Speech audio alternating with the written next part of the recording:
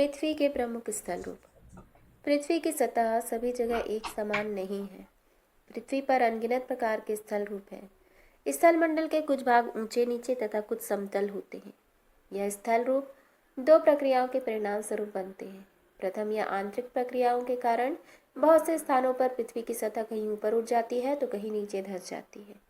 दूसरी, या बाह्य प्रक्रिया स्थल के लगातार बनने एवं टूटने की प्रक्रिया है।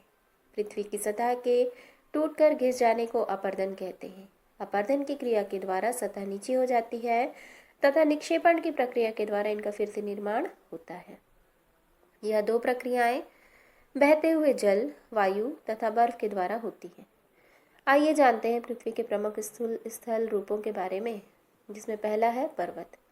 पर्वत पृथ्वी की सतह की प्राकृतिक ऊंचाई है। पर्वत का शिखर छोटा तथा आधार चौड़ा होता है। यह आसपास के क्षेत्र से बहुत ऊंचा होता है। कुछ पर्वतों पर हमेशा जमी रहने वाली बर्फ की नदियां होती हैं, जिन्हें हिमानी कहा जाता है। पर्वत एक रेखा के क्रम में भी व्यवस्थित हो सकते हैं, जिन्हें श्रृंखला कहा जाता है। पर्वत कई प्रकार के होते हैं, जिनमें वलित पर्वत, भ्रंशोत पर्वत, ज्वालामुखी पर्वत तथा अवशिष्ट पर्वत प्रमुख होते हैं। हिमालय वलित पर्वत है, जिनकी सतह ऊबड़ खाबड़ तथा शिखर शंक्वाकार है। भारत की अरावली श्रृंखला विश्व की सबसे पुरानी वलित पर्वत श्रृंखला है। ज्वालामुखी पर्वत ज्वालामुखी क्रियाओं के कारण बनते हैं। अफ्रीका का माउंट किलिमंजारो तथा जापान का फ्यूजियामा इस तरह के पर्वतों के प्रमुख उदाहरण हैं। पर्वत बहुत लाभदायक होते हैं। पर्वत जल के संग्रहगार होते हैं। बहुत 3 नदियों का स्रोत पर्वतों में स्थित हिमानी में होता है। आइए जानते हैं पठार के बारे में। पठार उठी हुई एवं सपाट भूमि होती है। यह आसपास के क्षेत्रों से अधिक ऊंचा उठा हुआ होता है तथा इसका ऊपरी भाग मेज के समान सपाट होता है। किसी पठार के एक या एक से अधिक किनारे होते हैं, जिनके ढाल खड़े होते हैं। पठारों की ऊंचाई कुछ 100 मीटर से लेकर कई हजार मीटर तक हो सकती है। भारत में दक्कन का पठार पुराने पठारों में से एक है। तिब्बत का पठार विश्व का सबसे ऊंचा पठार है, जिसकी ऊंचाई समुद्र तल से 4000 से 6000 मीटर तक है। पठार बहुत उपयोगी होते हैं क्योंकि उन्हें खनिजों की प्रचुरता होती है।